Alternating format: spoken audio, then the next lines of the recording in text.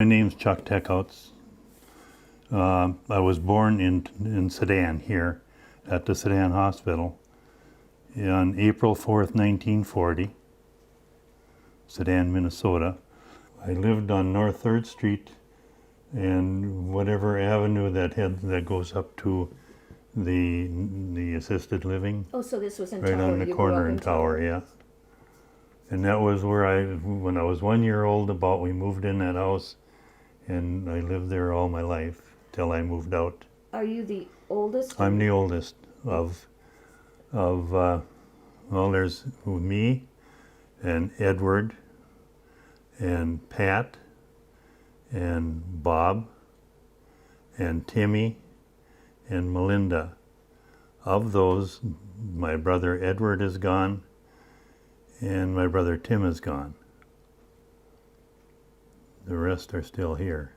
And they live in the area? And they live in one, yeah, right. One lives in Virginia. My brother Bob lives in Virginia. Did I mention him before? No. Oh, okay. So it's me, Edward, Bob, Pat, Tim, and Melinda. And I was born in 1940, and the youngest, Melinda, was born in 1958. And the rest were spaced in somewhere in there.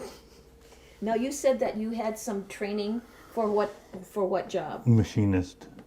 And did you use that working in the mines? Yeah, I was a machinist in the mine. Okay. How many years did you? I was there 16 years, and then Reserve Mining Company started closing. So in 1962, 66 to 82, I was in the mine. And then in about 1983, I started working for a company called Tartan Transportation Systems, and they were at the marina, the old marina down by the river, because it wasn't used for anything else. And I worked for them from about 1983 or 4 until 2000. I worked there, and then I worked for them as I'm having a brain here. That's all right.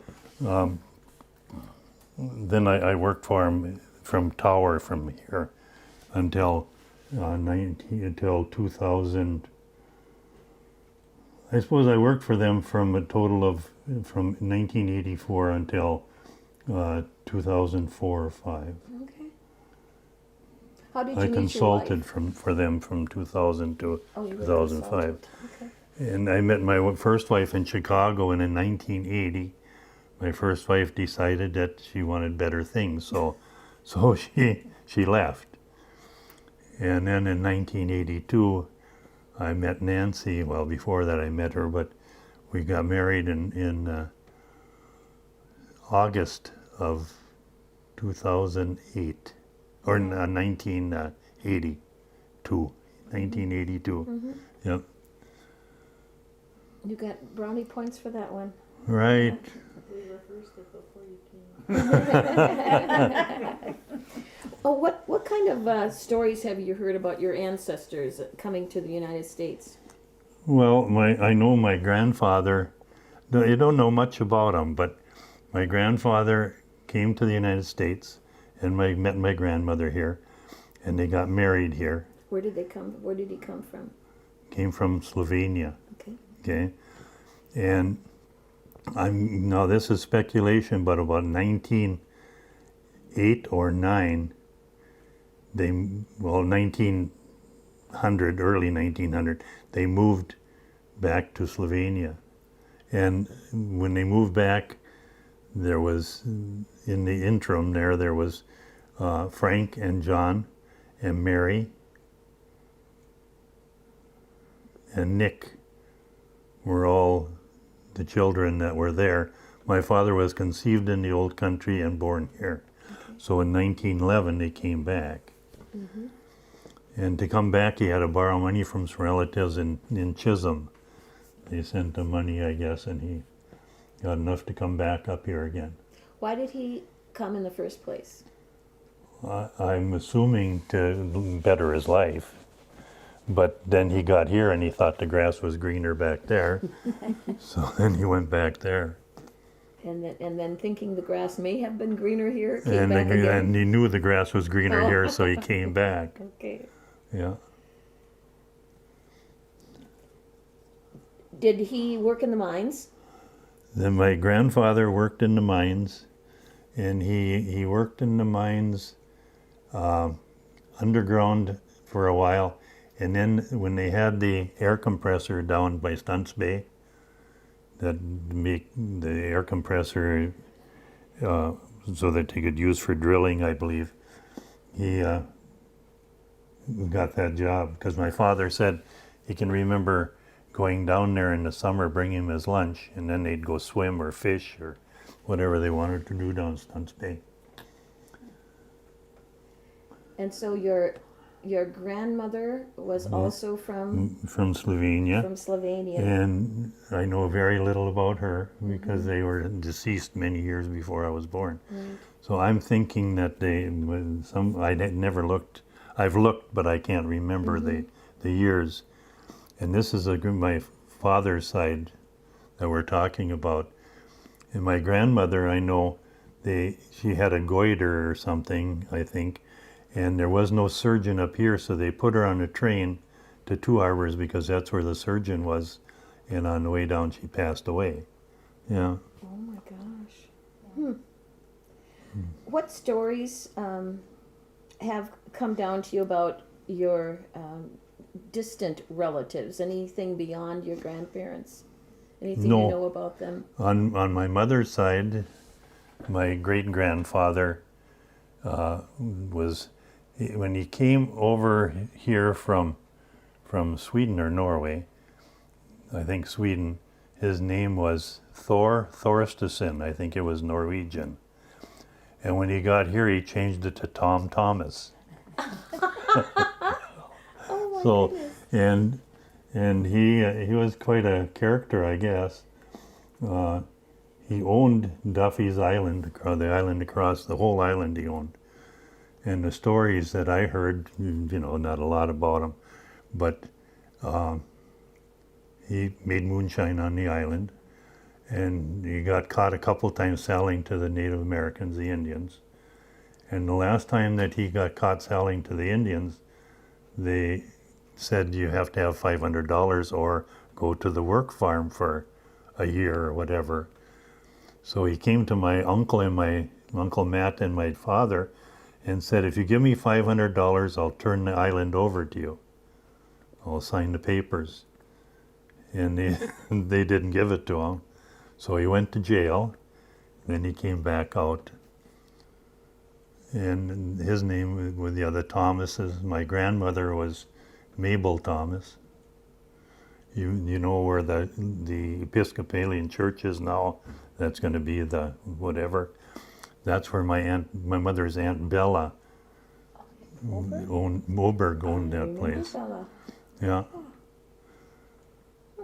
And then I had Uncle Russell Thomas, Skybo they called him, and another uncle, mother's uncle, that was in Cleveland. Arthur, he went to Cleveland and worked there.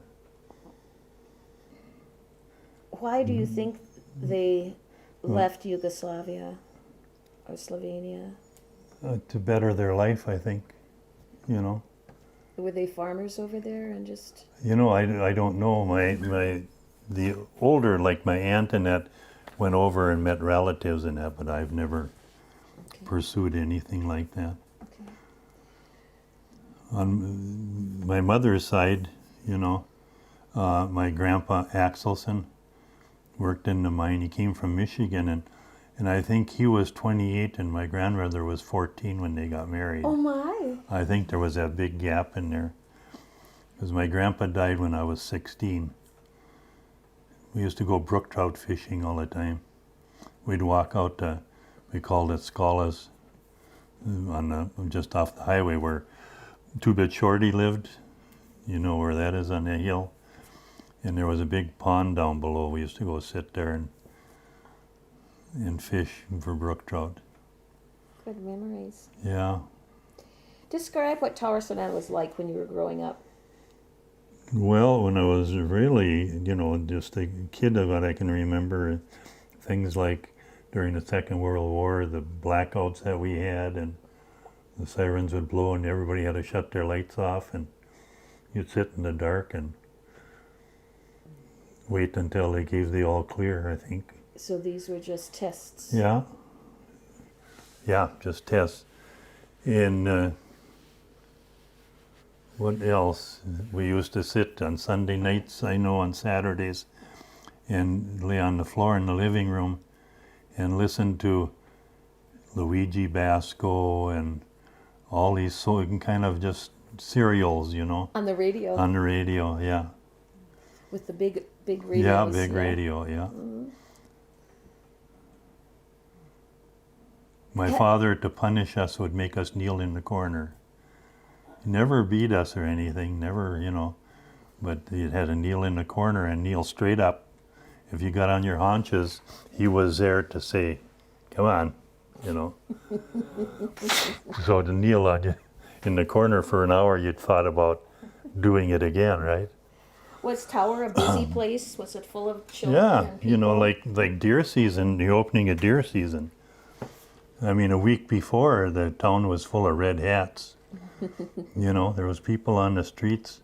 Well, remember, you had the box factory, and you had the mine, and then you had the woods, the loggers, and the town was busy. Do you know what the population was during that time? No, I don't. Yeah. What did most people do for a living in the area when you were young? Mine, box factory, and woods. Do you think that any state, national, or international events affected your family and the community, such as World War II? Well, World War II, a lot of people left, the ones that weren't working in the mine, more or less, and the single guys. But I think if you were working in the mine, it was considered a necessary employment, Okay. Do you remember anything else, like around the civil rights movement? No. Did anything affect? No, I know. I mean, when we used to play kick the can when we were kids, and hide and seek, and how many other things, and you used the N word a lot because it didn't mean anything. Mm-hmm. Your candy was labeled, and when you kicked the can, you'd yell, "All N babies, free home," and things like, because it never meant anything. Yeah, and And now everything means something. yeah, If you sneeze the wrong way, you can get yourself in trouble. much more politically correct. Oh boy. And we didn't have any African Americans in our area, really, No, did we? no. Earlier there was in Tower, there was a barber and that. I can remember when I was a kid, and my grandfather would be sitting over, he had a garden by my Aunt Bella's yard there, and he'd be sitting there, and then he'd come and he'd give me a dime, and he'd say, go get me a cigar. So I'd go up to Claude Winchell's, the lackey store, and I would get him a factory smoker for a nickel, and then I'd have a nickel to, whoa. That was big Whoa, time. lots of stuff there, boy, for a nickel. Let's go back to your job, and you had mentioned that you were primarily a miner, and then you worked after that Right. for another company. Yeah. Let's go with the mining job first. What was the most challenging part of that job? Well, I was a maintenance machinist, so you'd go out in the pit and work on shovels in the cold, and it's 40 below and the wind blowing in the pit. And a lot of big equipment. I mean, you'd work on parts that were 5-6 feet in diameter on a lathe. But other than that, it was a good job. It was in Chicago. I can remember when I moved up here, I was making $3.12 and a half an hour. And when I came up here for the same job, I was making $2.63. My. Wow. The first house that I bought when we moved up here was in Sedan, down on, well, how can I describe? When you first come into Sedan on the county road that goes to McKinley Park, then the first block coming up on the right-hand side on the corner, I bought a house from Hugo Henka, and it was a two-bedroom house with a front porch, kitchen with a cellar, and a living room, dining room, and I paid $2,400 for it. Oh my goodness. And it had a garage. Oh, good heavens. Yeah. What do you think is the future of mining? Well, I hope it's going to keep on. Eventually, I suppose the taconite's going to run out. And if you don't get something else, what is the area going to turn to? I don't know. What are some of your childhood memories? What games did you play? Where did you play? Kick the can, hide and seek, war. We used to go up in the woods behind the house, had foxholes, everything, and we'd go to war, you know. And then in the winter, we'd go up in the woods and go behind the cemetery. There was a field and then a bluff, and we called that face rock because if you got in the right position, you could see the outline of a face. In the winter, my mother would take an aluminum foil and put a potato and cut it open and put butter and salt and pepper on the potato and then wrap it up. So we'd go up in the woods, up on the first bluff or whatever, and light a fire. And then when you got the coals, you throw that in there. So when you took it out, it was all like charcoal in there. You know, you'd eat that baby in the winter. What a delightful Yeah, memory. we used to be in the woods all the time. Did the boys and the girls play together, or did they play separately, generally? Not together, yeah. Okay. Yeah, used to steal a cigarette once in a while from the parents, and Chesterfields they were, and go down my cousin Sandra and Paige Leanhart and me, we'd go down Hoodoo Point and sit on the rock down there, puffing that cigarette like you were the big wheel, coughing and hacking. And What? we used to go down on the river, you know, going out on the pilings, and there was a break in the pilings when fishing season opening a fishing season. You'd be down there at midnight, you know, with cane poles sticking them out there, getting fish to beat heck. And then as we got a little bit older, we'd go over to the box factory and steal the stuff that came out of the railroad cars. They had like old doors, and we made docks that go up to the pilings, and we'd sit there on a nail keg, and we had it made. We'd cast out, and in those days there was a lot of boats going up and down the river because of the boathouses, and we used to get a lot of walleyes in that river. Great fun. And then we had a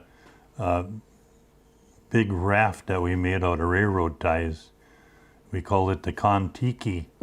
And we had big poles, and if the wind was blowing from the south, okay, we had, I don't know where we got the sheet from, but we had a big sheet that we used for a sail, and we'd cast out and troll, you know, and we used to get walleyes to beat heck on that shoreline from the box factory down to Hoodoo Point.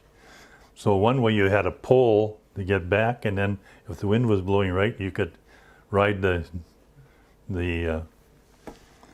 another one too is I was younger than Scoop Kirkman and Billy Kirkman and Pooner Pila, Bobby Pila. So my job was they got a BB gun, right? So where Lou Swanson used to live, they had that hollowed out because that was a smoking shack in there. It was a big clump of willows, and they hollowed the inside out. So you'd go sit in there and smoke cigarettes, watch Lovie Spoler with the dump truck go by from the box factory hauling kindling out and stuff like that. But anyhow, my job then was to go out on the street and run, and up, run fast, slow up, run fast, and they'd shoot me with a BB gun. And then every time that they hit me, I'd have to raise my hand, right? Yeah. And then they built like a little cart, you know, that you could steer in that with the string, with ropes. And in back of the forestry, there was a cliff, maybe about, well, I don't know, I suppose 12, 14 feet high. So they built this, and we used to push it down the hill. Then they got the idea. They had this old plastic army helmet we used to wear, you know, when we were playing war. So we hauled that baby up to the top, and Pooner got in there. Me and Billy Kirkman pushed him off, and he went off and straight down. And that was the end of that cart, but unbelievable. Oh, funny. So you made a lot of things when you were growing up. Yeah. Were there any toys that were in fashion that were important things that most kids had at that time? Firecrackers, I suppose. Okay. Seems like on 4th of July everybody had firecrackers. I remember Bunsey Frazee, he's 3 years older than me. So I'd hold, he said, okay, you hold it, I'll light it and I'll tell you to throw. So he'd light the firecracker and he'd say throw, so I'd throw it, and then I'd get another one, light the firecracker, throw. Pretty quick, I didn't hear throw, and it blew up in my fingers. Oh, I said. I looked back at him, he had this big grin on his face. What toys were in fashion for girls? Do you remember girls? Anything special? No. Not necessarily. What can I think of? No, I Okay. So you mentioned that you played a lot up in the woods. You played down Yeah. by the lake. down by the river. By the river. When the ice came on the river, you could see who the first one would be to go out there on the ice. You know, yeah, Okay. just amazing. Were there any other special places that you played? Did you ever? You know, when around Christmas time, I can remember we used to go walk around town singing Christmas carols. A whole bunch of us. Kids or the whole families? Kids, Just kids. yeah. Did you ever come to Sudan to play? Just we'd watch hockey up here and stuff. But the Sudan, the reason that I know more about Sudan is in 1952, my father was working in the mine, and he bought a lumber yard in Tower. And we delivered in Sudan, you know, around, and he had a coal business, so I hauled a lot of coal. When I was 12 years old, my cousin Joe Scala says this all the time. He's 3 years older than me. He says, I can remember down when Doc Schaefer and Fran built their cabin down where Robbie is now, Puncher Point. My brother Edward and me.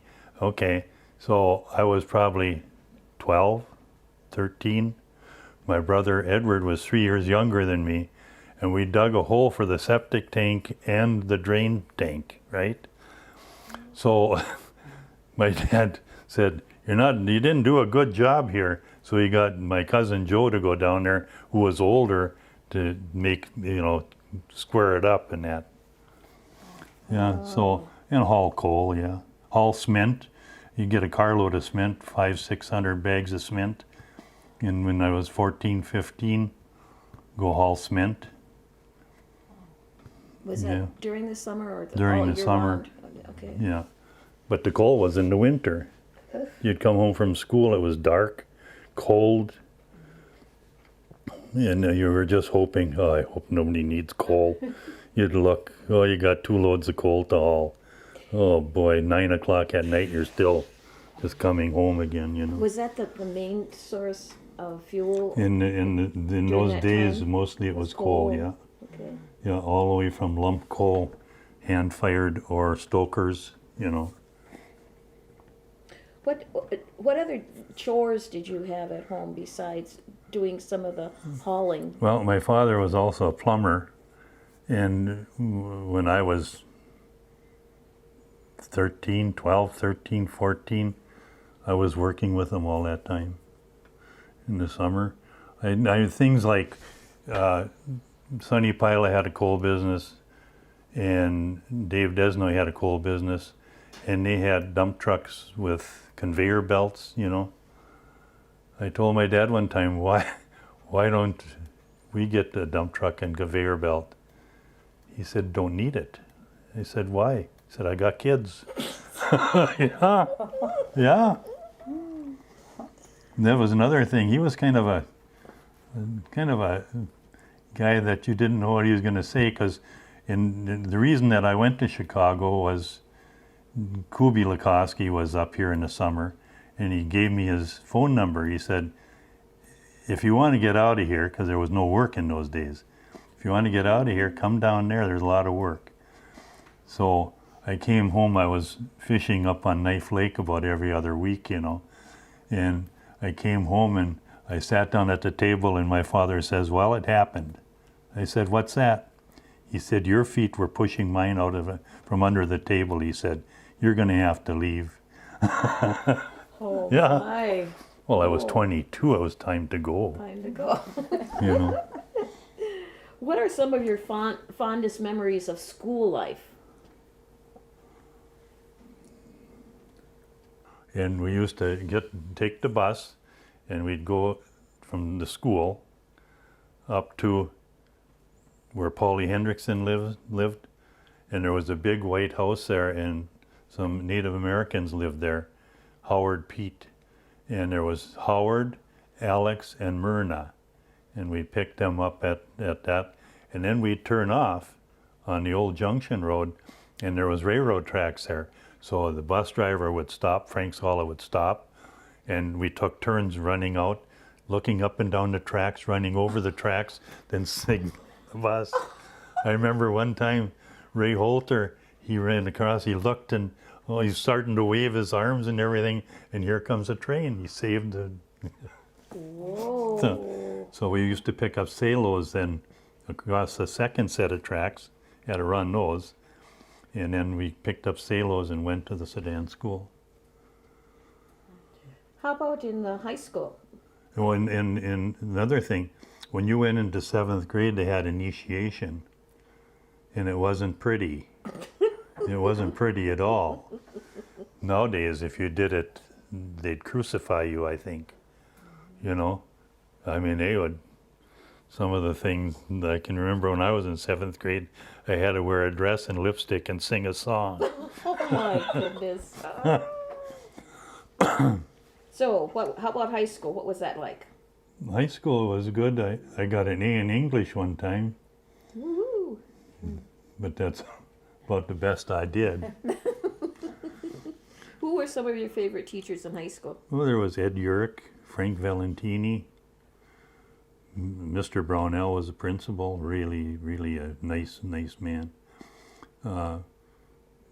Miss Bosworth was the English teacher. She gave me the A. Mr. McCumber, he was there for 1,000 years. What a heck of a guy. He put up with a lot of stuff that we did.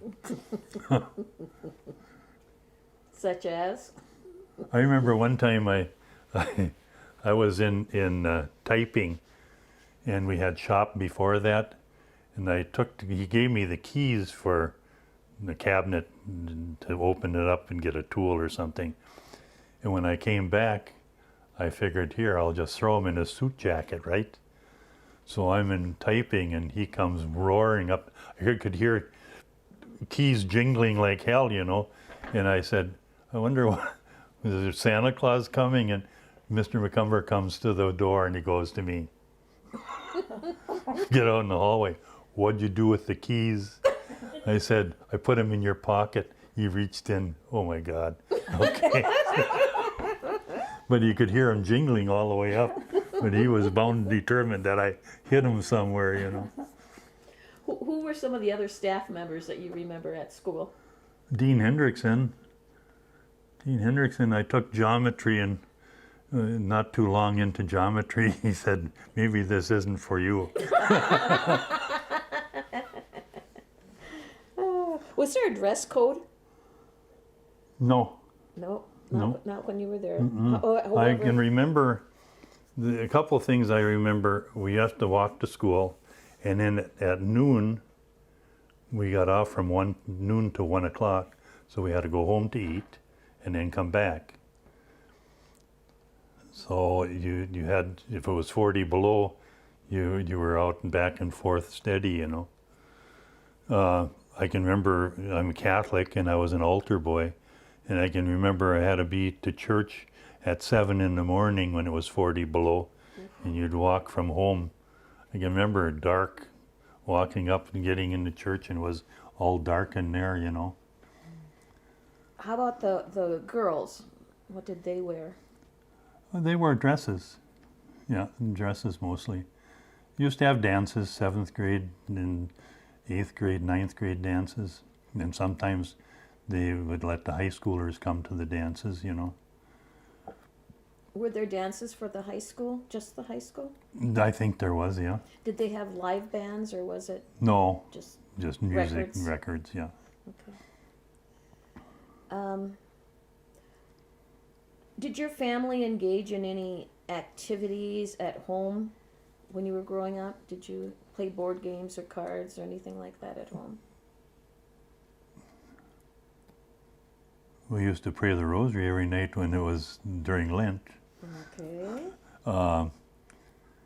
What else did we do? Oh, we used to play cards. My mother would play cards with us. Do you remember what Yeah. kind of card games you played? Old Maid and things like that, I guess. Mm-hmm. And then we used to, I mean, we were in the winter even, there was skating rinks, and we were skating all the time in our spare time and that. And there was a couple years when the river froze real good, and we could start a fire down at the river and skate out into Pike Bay and come around and back. So yeah. So did everybody like own their own skates, or Yeah. Yeah. Yeah. did your family ever travel? Well, a big trip was Duluth. If you went to Duluth, you really were on a trip. I can remember when I was, I suppose about 16, my cousin Susie got married in the cities, and my mother and dad and my uncle and aunt went down there for that wedding. And that was a lot of planning there, I'll tell you. Mm-hmm. Yeah, I can remember one time my dad went to Virginia, and he came back, he said, "I'm not going to Virginia anymore." I said, "Why not?" He said, "I went through a stop sign," and he said, "This cop pulled me over," and I told him I didn't see it. I didn't see the stop sign. He said, "It doesn't matter, sir, you should have seen the stop sign." He gave me a ticket. I told him, "I ain't never coming back here." I said, "I'll bet you he really that bothered him." He ain't never coming back here again. Let's go to some local history. Do you remember any great stories or legends about the Tower-Soudan, Lake Vermilion area? Well, there was, when I was a kid, there was loggers, you know, lumberjacks, and there was Two-Bit Shorty, Needle-Nosed Jackson, and then later there was John Kwasnick. My uncle Matt had a logging business, and he worked in the mine too. So I used to go and bring groceries out to the guys in their shacks and that. Where would it be? Where would the shacks be? The shacks were, well, I was with my dad and we went to Wolf Lake back there. Martin Rodich had a logging outfit where Needle-Nosed Jackson worked and a few other guys, so we'd go to visit Needle-Nose. But John Kwasnick was just up on the Murray Road here. My uncle logged all that off. And Frank Palo, he was on the other side of the road, on the end of Armstrong Bay. And these guys would live in these little 8x10 shacks. And there was just a bed on one end, and then a gas stove, cook stove, and that was it. Then they right out in the summertime, it was so hot in there, I don't know how they stood it. In the winter, cold. And they'd be working in the woods when I was younger, bow saws, and then they went to chainsaws. It just, I don't know how they stood it, but and then when they got paid, they look out all hell would break loose. The quicker they got rid of the money, the quicker they go back and start working again. Describe some of the local gatherings and events that happened in Tower or Sudan while you were growing up. I mean, that could be things Well, like... there was like snow capers in the winter. You know, it was a whole weekend of, we had snowshoe races. I remember I had got a pair of bear paws, and the snow was just right for them so you didn't sink too deep. And I was ahead of everybody. I mean, it was about maybe a half mile you had around the track, and I was coming like heck, and I got, there's the finish line. Nobody's even close to me. Pretty quick head first I went down. I couldn't get back up. Everybody went by me. How about, how important was church when you were growing up? Oh, you went to church? Yeah, you went to church. And how about school events? Were there any sort of school events? Yeah, that you basketball. When I was young, you know, there wasn't a lot going on for entertainment. So there was high school basketball. Everybody would just followed that. City team had basketball team, and they'd play different games in different teams in the area. And summer there was baseball. The city had a city team. The Tower, let's see, basketball I think was the Tower Colts. And I can't remember what the baseball was, but there would be, the baseball was down below the school, the hill in the school where the football field is. And there would be cars parked. There was a road up. It wasn't the full distance that it is now. It was a block, you know, block square. And the baseball diamond was right on the bottom. And people would be sitting on the hills, and there'd be cars all the way around the whole block watching fireworks. You know where they shot the fireworks? Right in the middle of town. There was flames going all over. I don't know. Alcott Johnson's house, I think, caught on fire one time on the roof. Oh my goodness. Because they shot him off right in the football field. Do you remember any carnivals coming to town?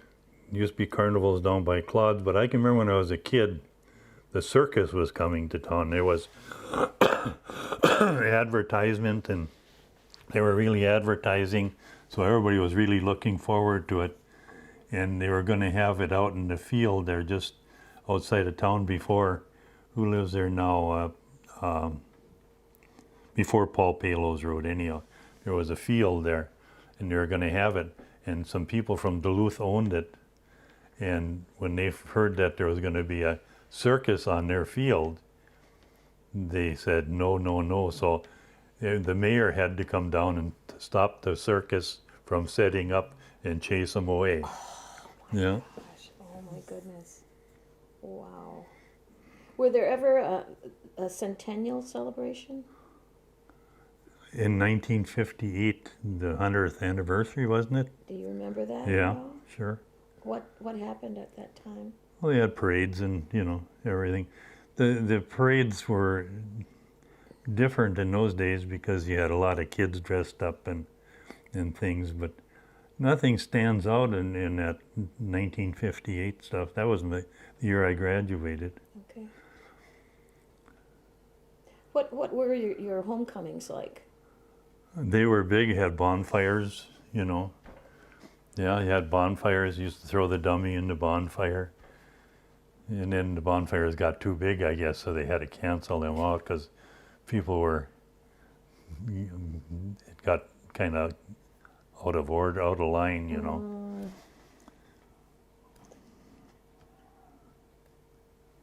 Through the eyes of a child, how would you describe the adults in your community? Well, everybody, I mean, like Mr. Wiljama, he was an older man. He lived behind my dad's store across the alley. And a lot of the other older people, you showed respect. And it wasn't Nels Wiljama, it was Mr. Wiljama. A lot of things I remember that you think of, you know, Snow capers to me was a big thing in the middle of winter, you know. And I can remember when I was younger, the hockey games, Sudan had a V8, they called them the Sudan V8s or Tower-Soudan V8s hockey team. Was it a young kids or was it No, adult? older adults, yeah. And they traveled? They traveled around playing, yeah. Oh my goodness. How did the older people interact with the children or the young people in town? Was there a good rapport, or was there? Well, I can remember, like, when I was a kid, my father had a pickup. So, like on a Saturday, all of us kids and my cousins would jump in the back of that pickup, and the four, my mother and dad and my Uncle Matt and her sister Doris, would all get in the front end of that cab, and we'd go out 77, and you go up towards Greenwood Bay, and there was a guy named Chris Talley that had a little resort up there, a bachelor, and they would go up there and drink some beer, and we'd be fishing to beat heck off the docks, you know. So we'd be there almost all day fishing. It was a real fun time for you. Yeah.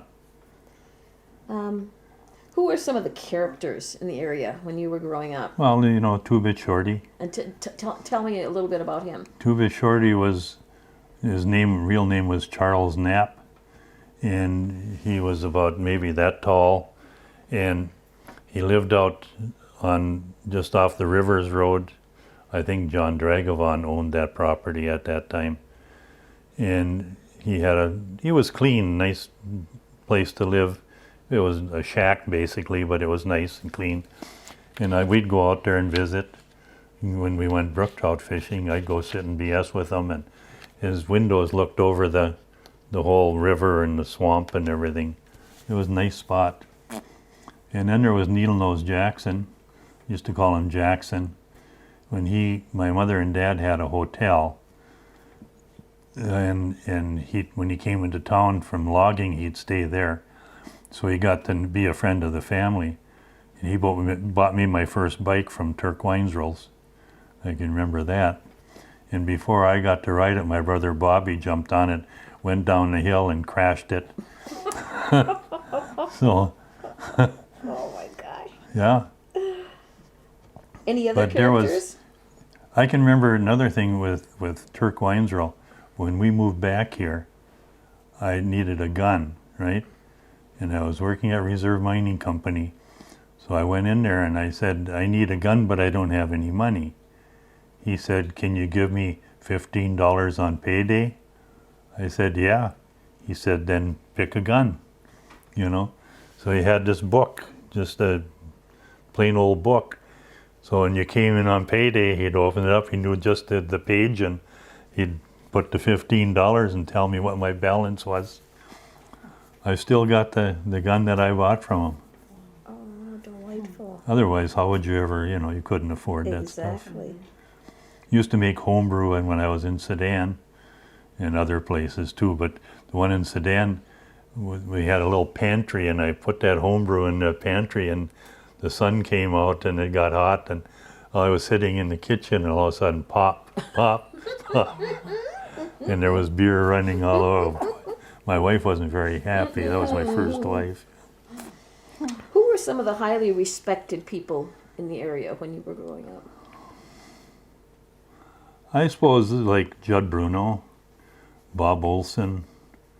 Could you tell who they were? Oh, So Judd Bruno was? Judd Bruno was a Standard Oil agent, but he was also on the ambulance and fire department. So in those days, when they first got an ambulance, it was load and go. Okay, you just load and drive like hell. And I mean, they'd come through Tower 50 miles, 60 miles an hour. That old siren going. But then in 1970, I moved up here in 66. I went back in a couple of years. I moved to Babbitt. Then I moved back to Tower because I was doing plumbing on the side besides working in the mine. And I was working with Scoop Kirkman and my dad sometimes. but I worked mostly with Scoop because Scoop worked on the lake and he needed help. So when I was living in Babbitt, it was a lot of driving back and forth for the shifts and that. So we moved back to Tower, and I lived next door to the liquor store then. And I remodeled that house. It was Elmer Gustafson's house, and I remodeled it, and then I put a basement underneath it. In fact, I got the ties and everything from his dad. Rodney, right? Yeah. Yeah. Yeah, it was out at the lake. I went out and hauled all those ties into town, jacked the house up. Paul Palo dug underneath it. My Uncle Nick laid the blocks. My goodness. So besides Judd Bruner, who else was a respected Bob Olson, person? he was in the ambulance. Judge Alcott. Huh? Judge Alcott. Oh, Judge Alcott. Judge Alcott Johnson, yeah. Alcott Johnson was the judge here, you know. A couple things. So the first time that I had anything to do with it, I was about 16, and when Jim Charles just moved to town, the game warden. Jim always talks about this story.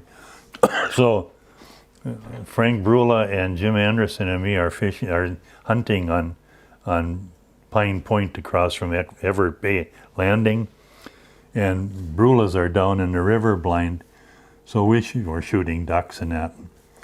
And so Anderson and Brula says, we're going to go down and BS with the other Brulas down there. David and them were down there.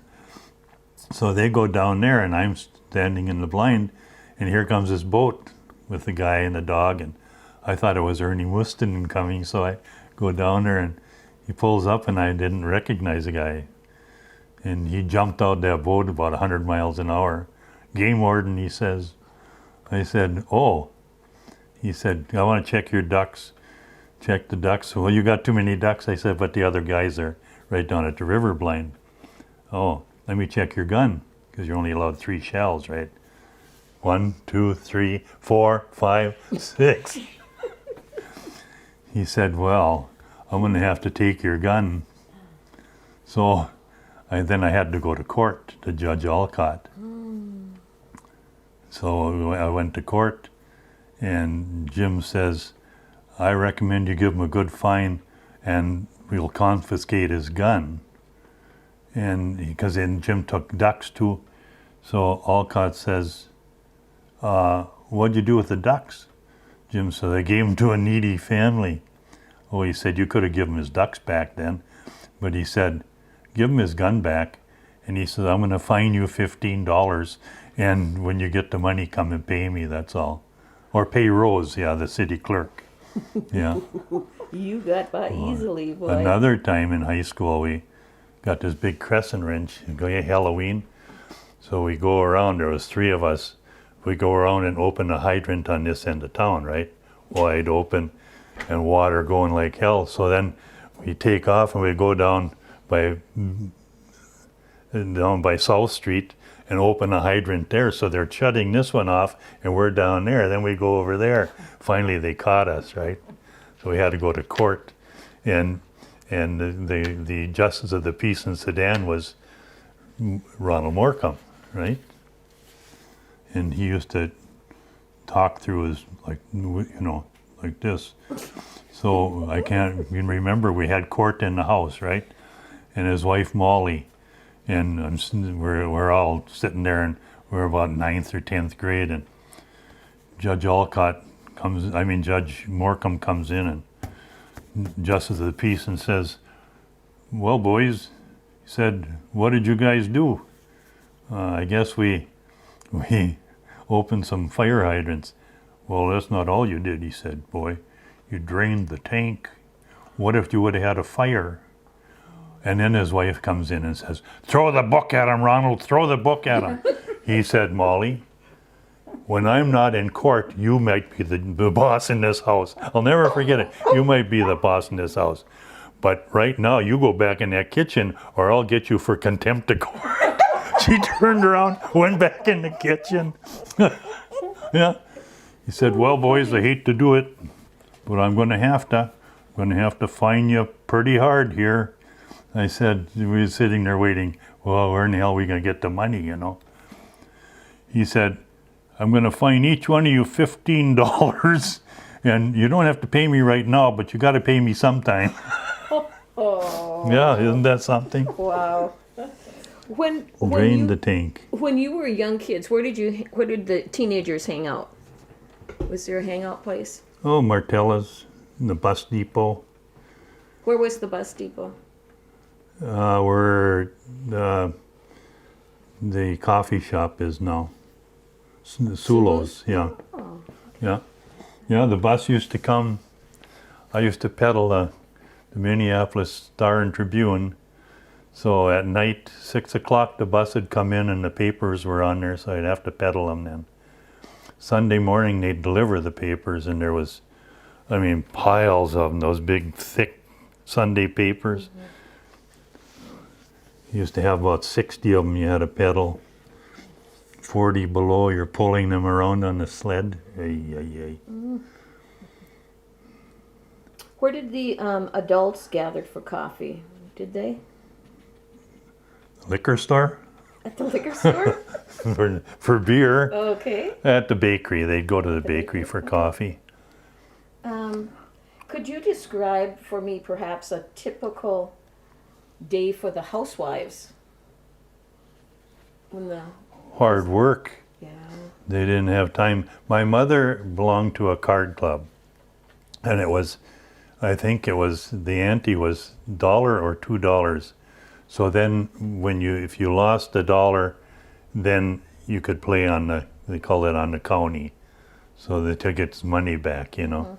And there was Weimir and Mrs. Holmes and Helen Yoppel, and I mean, there was a number of them that used to come over the house, and then my mother would go about once a month they'd have it, or every couple weeks. And then they'd have a regular card party, cackling and yackling and But gossiping. they had hard work. They did hard work. Oh, my mother? Yeah. My mother had 6 kids, and in the winter there was no dryers or anything, you know. So she'd go down the basement, because the wash machine was in the basement, haul all that stuff up, hang them on the clotheslines, and they'd freeze solid. And she'd bring them in the house and lean them against the wall, and then when they thawed, they'd be dry. So then she sits all day long ironing, because you had to iron everything. And then all the cooking. And I can remember when I was a kid, my dad was working in the mine, so I was probably 7, 8 years old, like that I can remember. And you'd get up in the morning, and they were remodeling the house, so there was a stepladder to get up to the second floor where you slept. Then you'd come downstairs early in the morning, it was still dark, and my mother would have the oven door open, and she'd have cereal going, cooking for you and stuff. And you'd sit in the chair and had a blanket over you, and you'd sit by the oven door so you get the heat. Cold. Upstairs in the bedroom, you'd look out that window. Memories, the ice would be this thick in the winter. Summer, I can remember very distinctly. You'd you'd lay in bed at night in the summertime with the windows open, and they'd have every so often Indian powwows, out at the reservation, and it would come across the lake, you know. So you'd lay in the bed and you could hear the drums beating, boom, boom, boom, boom, boom, boom. Yeah, and when I was a young kid, they used to have Indian powwows the 4th of July. So they'd come into town, and I can remember old Chief Goodday, he was 100, I think, when he finally died. Oh my. And blind. But yeah, when we were kids, they were in town on 4th of July. They'd come in and do an Indian powwow. Remember Dr. Preston Bradley? He'd come up here, and he was always out there with the Indians when they were powwowing. He'd go dance with them too. Tell me a little bit more about Dr. Preston Bradley. I just remember him on the main street in Tower. He's kind of a short, stocky guy. Well respected. He had a place on the lake. in those days the train would come in, you know. You'd come up on the train from Chicago, I guess. The passenger train, we'd jump on the passenger train in Tower and go to Ely Saturday morning, because my mother had 2 sisters in Ely, and one was right by the train depot. So we'd go up there and then go out, and we'd go to the movie in the afternoon and that, and then in the evening the train would come back to Tower again on its way back to Two Harbors. Wow. Did you know any women that held jobs outside the home? School teachers. My mother baked at the bakery, and she worked at the school when they had the hot lunch program later in life. She worked at the drugstore. She had a lot of jobs. She was a hard worker. Make pizzas around Easter. Mm-hmm. Mm-hmm. What businesses were in Tower when you were growing up? I know quite a few. Well, my dad had the lumber yard. Okay. on the west end of town. And what was it just called? It was Tekautz Lumber and Supply. Okay. And it was plumbing. He had plumbing and heating business there too. He bought it in 1952, I think, right around there anyhow.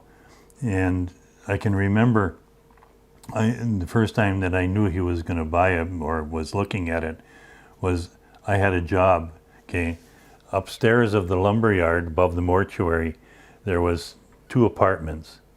And the back apartment was John and Meg Hickey and their daughter Fern. Fern worked for Minnesota Power. And my job was to carry wood upstairs from their wood pile, and to fill their wood box with enough wood to last them for a week. I would haul that up there. I got 15 cents. And those steps were pretty high. You see, that was hard work. Yeah, but I mean, it was just, that's the way you did it, you know. So what other businesses were in Tower that you remember? So when you start there, it was, Pila had a gas station and a car sales, okay? And then next door to him basically was Lackey's store. Claude Winchell owned it.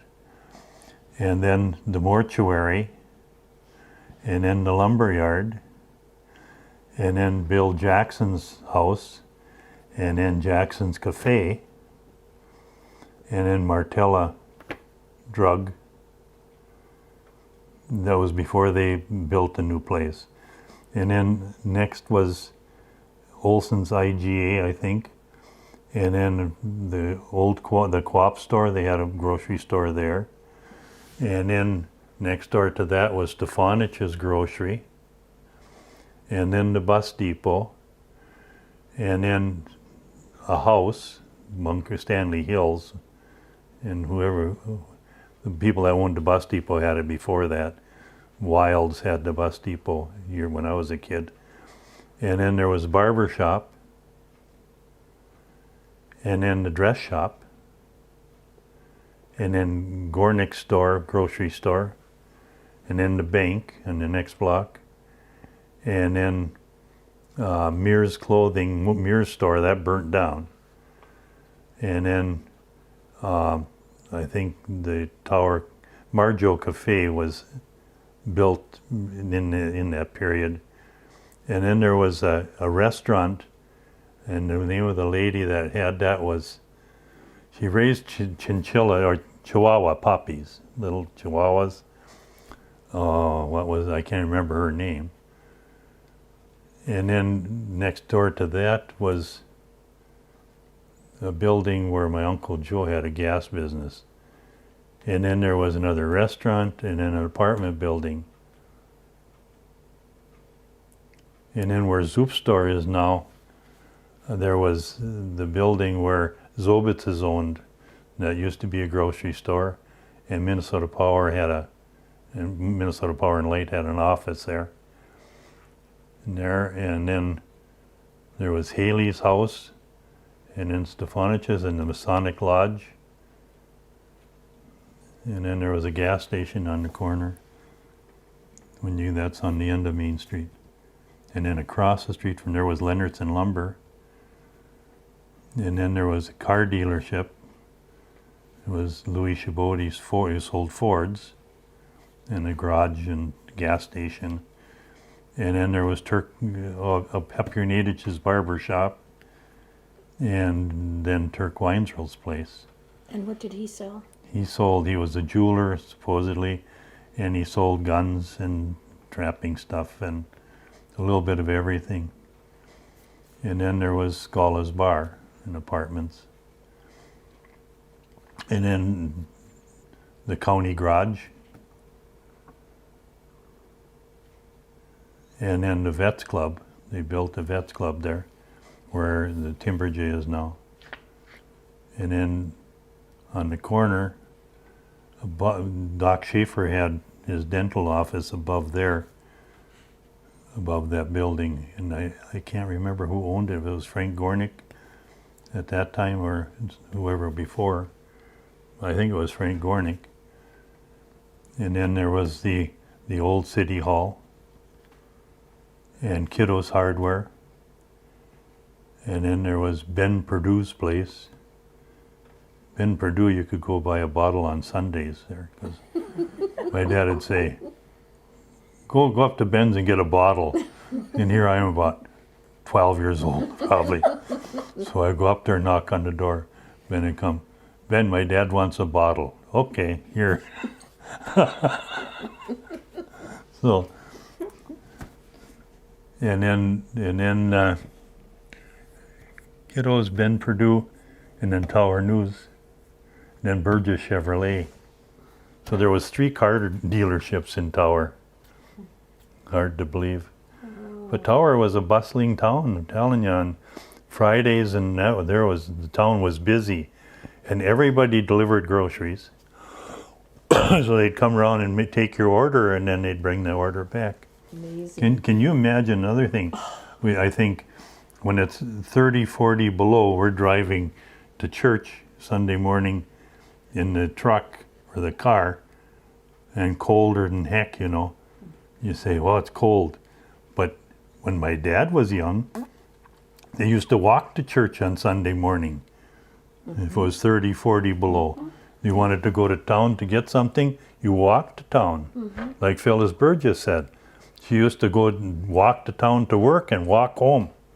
And she lived on this end of Sedan more too. Wow. I mean, nowadays, the kids would cry. Wouldn't go. You'd be in jail Yeah.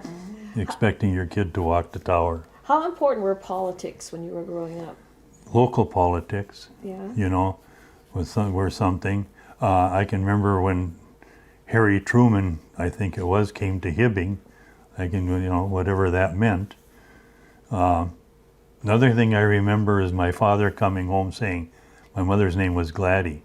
Gladdy, Yankovic is coming. Frankie Yankovic to Chisholm. Oh boy, you planned that for 2 months, getting ready to go listen to him, you know. How has politics changed nowadays? And do you It's think dirtier, Okay. and I mean, no matter what you do or what you say, they're going to find some fault with it. You know, there's more names now than I could ever imagine. You know, there's whatever the heck some I have no idea what they even are. They're labeled this or that, you know. What are you most proud of about the Tower-Soudan area and its people? The work ethic of the people in my day, you know, and the kindness. Not too many places you've got people that help people. Food shelf, the churches, the community, you know.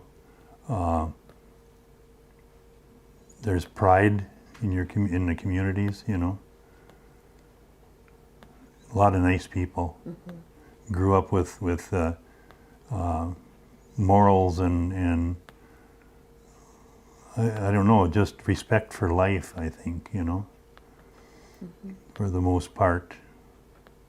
Here, For you, yeah. cost of living is reasonable. I can't think of any place I'd rather be. We had a cabin, the kids have it now, but we had a cabin on the lake, halfway decent house, you know. A lot of good neighbors and friends. How is retirement different for you than it was for your parents? We have more money. Okay. My parents didn't have nothing. They didn't have the 401ks and you know, the pension plans, and nowadays you can, if you apply yourself at all, you can save enough to have a decent retirement. I mean, in those days it was just work till you know, till you died. My grandpa Axelson retired at 62, and I think by 66 he was gone. You know, he wheezed and cough and hack, and there was no retirement. no.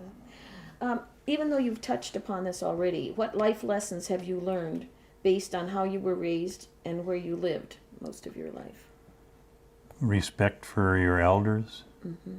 A lot of enjoy your friends, you know.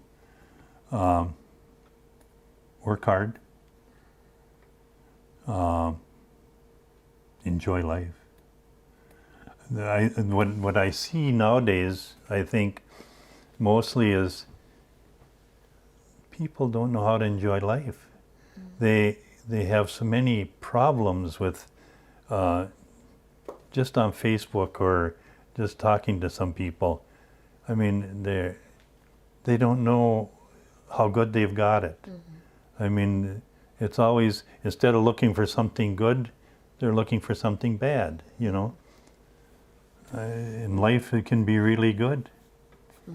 I mean, I never thought that you know, the old saying, if I knew I was going to live this long, I would have taken better care of myself, you know.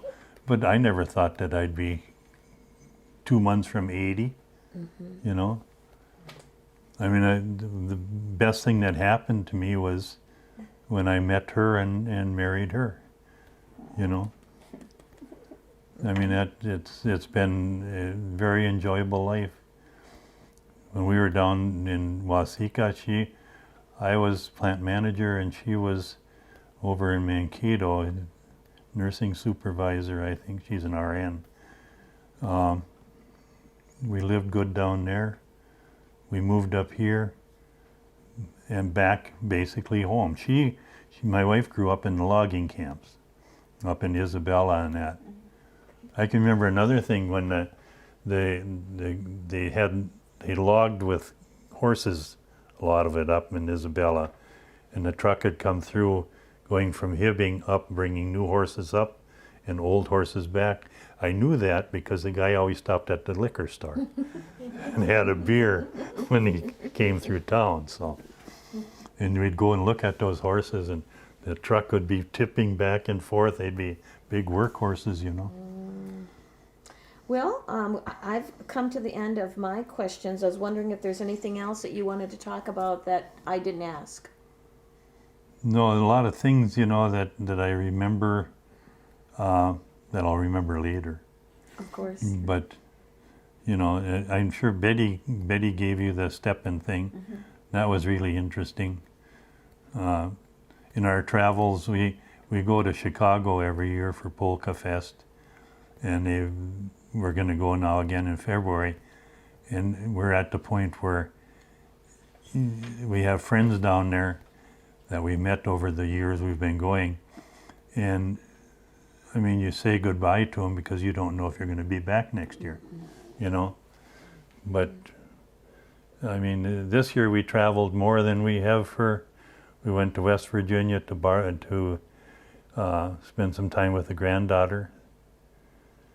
And we went to Kentucky to the Ark. If I had to do it over again, I would stay 2 days at the Ark because you can't see it in the day. That's what I've heard. it's unbelievable, the workmanship and just to see the size of it, and you know, and the work that those people had to put in, and all private money, you know.